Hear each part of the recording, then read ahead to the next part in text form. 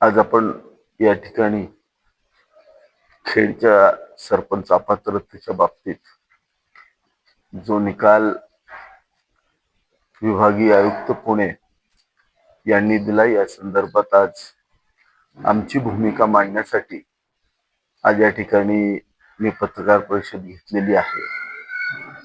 खर तर 2022 मध्ये खेडचं इलेक्शन झालं. 2022 ला खेड ग्रामपंचायत आमच्या ताब्यात आली. खेड ग्रामपंचायत आमच्या हातात खेडवासियांनी देण्यापूर्वी खेडमध्ये असणारं घाणीचं साम्राज्य, खेडमध्ये चालणारे काळे धंदे, खेडमधली गुंडगिरी या सातारा जिल्ह्यानं पाहिले. खेड म्हणजे अतिशय घाणीचं साम्राज्य असलेलं गाव, अशा पद्धतीची कल्पना संपूर्ण सातारा जिल्ह्याची होती. या ठिकाणी सर्व नागरिक जीव मुठीत घेऊन या ठिकाणी राहत होते.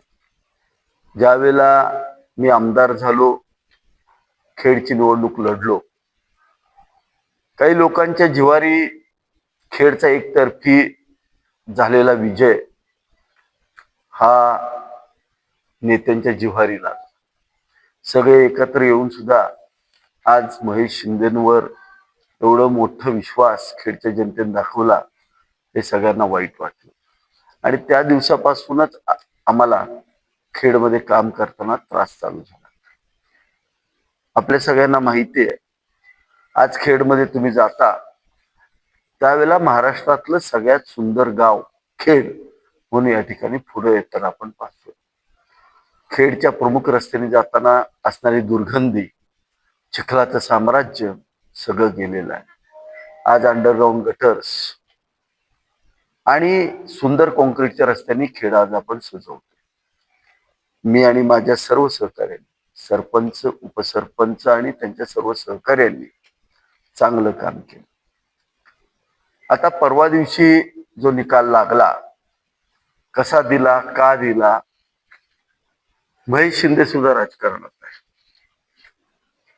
जे ह्याच्यामध्ये जाणीवपूर्वक गोष्टी घडवल्या असतील त्या अधिकाऱ्यांनाही आणि त्या नेत्यांनाही शिक्षा देण्याची क्षमता मी आणि माझ्या सर्व कार्यकर्त्यांच्यात आहे आणि ते निश्चित त्यांना भविष्यात मिळेल.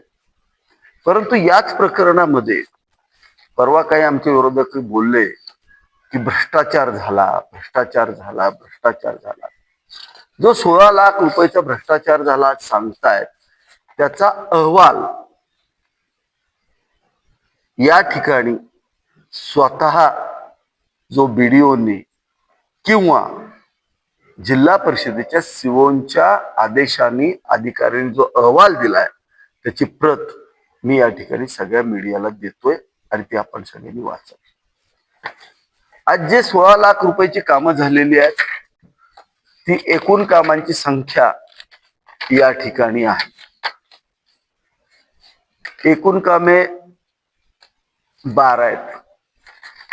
ही 12च्या 12 कामं तुम्ही जर वाचले आणि त्याच्यावरती जर रिमार्क वाचले, तर ही कामं झालेली आहेत का? तर झालेली आहेत, त्या ठिकाणी अस्तित्वात आहेत, अशा पद्धतीचे अहवाल त्यांनी दिलेले आहेत.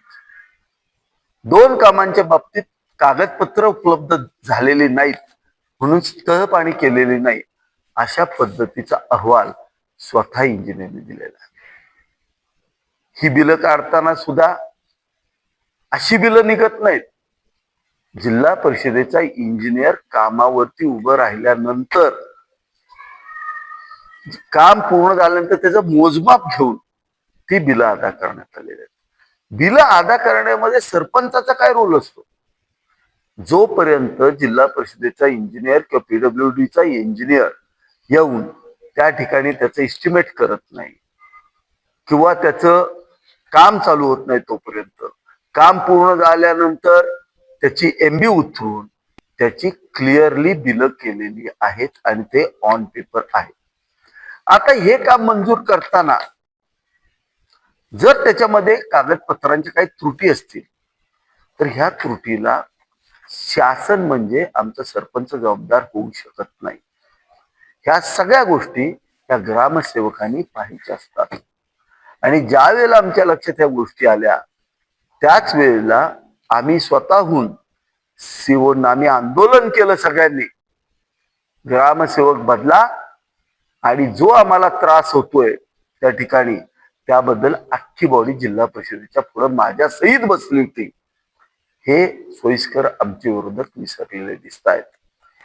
हे सगळ्या ज्या त्रुटी आहेत त्याच्यामध्ये सांगितलेल्या त्या 100% त्रुटी पूर्ण करायचं काम हे ग्रामसेवकाचं आहे, सरपंचाचं नाही. हे मी जबाबदारीने सांगतो.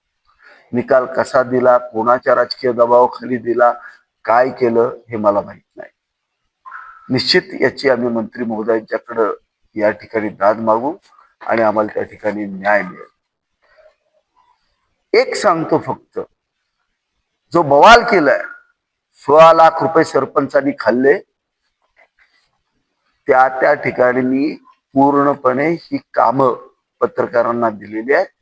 पत्रकार महोदय स्वतः जाऊन त्या ठिकाणी ते काम झालं का नाही हे शहानिशा करू शकतात.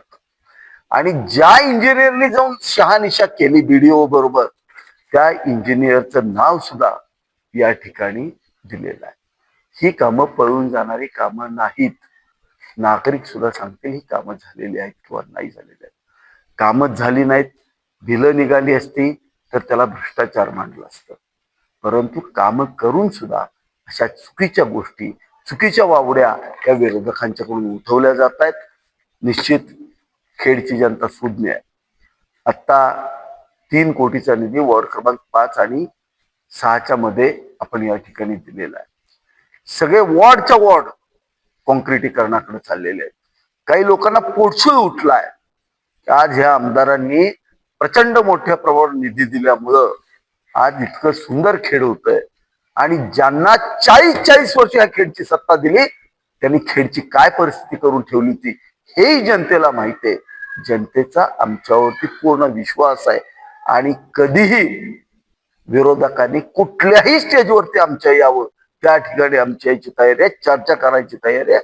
पण विनाकारण प्रामाणिकपणे काम करणाऱ्या लोकांना बदनाम करू नका, अन्यथा आम्हाला तुमच्या काळातल्या सगळी कागदपत्र बाहेर काढावी लागतील.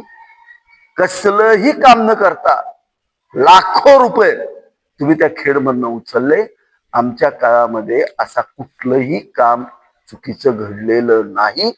100% कामं पूर्ण झालेली आहेत आणि ह्या सगळ्या रकमा कुठल्याही नेत्याच्या खात्यात नाही गेल्या तर त्या कॉन्ट्रॅक्टरच्या खात्यात आणि ते सरकारकडून म्हणजे ग्रामसेवक, जिल्हा परिषदेचा इंजिनियर यांच्या ऑथेंटिकेशन गेलेल्या आहेत. त्याच्यात सरपंचाचा कुठलाही सहभाग नसतो. परंतु जाणीवपूर्वक माजी विधान परिषद सदस्य यांनी फक्त त्रास देण्याच्या उद्देशाने सभागृहामध्ये प्रश्न मांडला आणि खोटं चित्र केलं.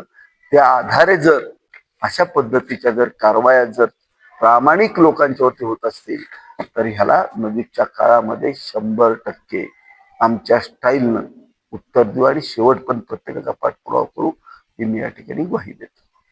नमस्कार. आपल्या तालुक्यातील जिल्ह्यातील बातम्या सर्वप्रथम पाहण्यासाठी आजच सातारा न्यूजला YouTube चॅनलवर सबस्क्राईब करा, लाईक करा, शेअर करा आणि बेल आयकॉन प्रेस करायला विसरू नका.